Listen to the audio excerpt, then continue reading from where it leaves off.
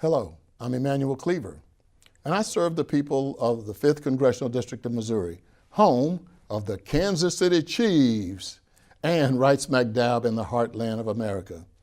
This spring has been abnormally stormy and rainy all across the nation, but particularly in the Midwest. In just the past week, we've seen tornadoes wreak havoc on Kansas and Missouri, destroying homes, decimating farmland, devastating communities, and even taking lives. We've also witnessed calamitous floods in Iowa, Nebraska, and in Missouri throughout this spring season, causing roads to flood, farms to delay planting, and businesses to take a severe economic hit. Just this week, Kansas City broke the record for rainfall in the month of May. And we're facing the consequences of this torrential rainfall all around my congressional district. As I speak, there are currently more than 300 road closures across the state of Missouri, from local roads to major highways. This isn't just harmful to the people and businesses I represent. The effects are being felt across the nation. That's why today I want to talk to you about our country's dire need for Congress to come together and pass a disaster funding bill for the people. Over the past 4 months, Democrats in the House have worked hard to reach across the aisle to pass 2 supplemental funding bills that would help address not only the needs of the Midwestern communities I've been speaking about, but communities in California dealing with wildfires, towns in Alabama ravaged by tornadoes, and Americans in Puerto Rico and the U.S. Virgin Islands are still building from the disastrous hurricane that occurred in 2017.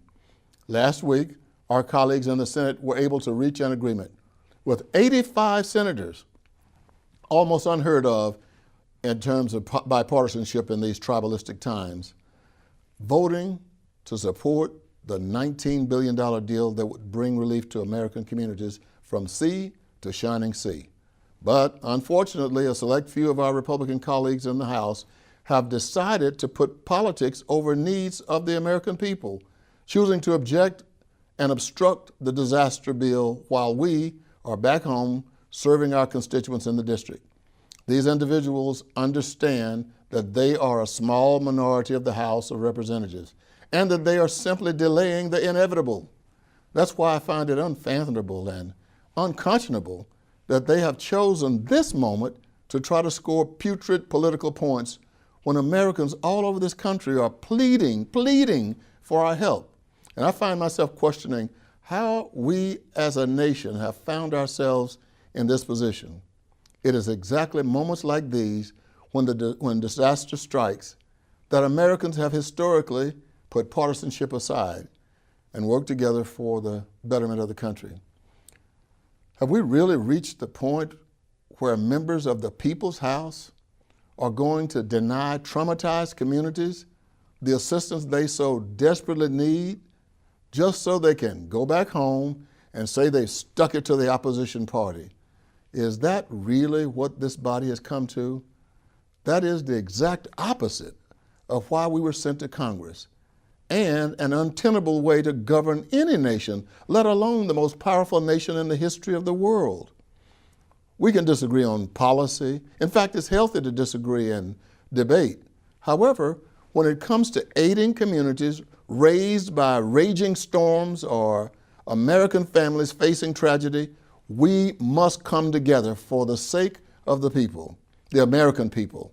Republicans and Democrats, rural and urban, are counting on us to provide the relief they've been waiting on. I have no doubt that we will meet the challenge before us and provide what the people are calling for. But I would urge all of my colleagues to take some time this weekend to reflect on how we've reached this low point where even natural disasters cannot bridge the political divide of our body. For if we cannot come together in times like these, in a time of crisis, we are falling apart altogether. I'm Emanuel Cleaver from Missouri's 5th Congressional District. Thank you for listening.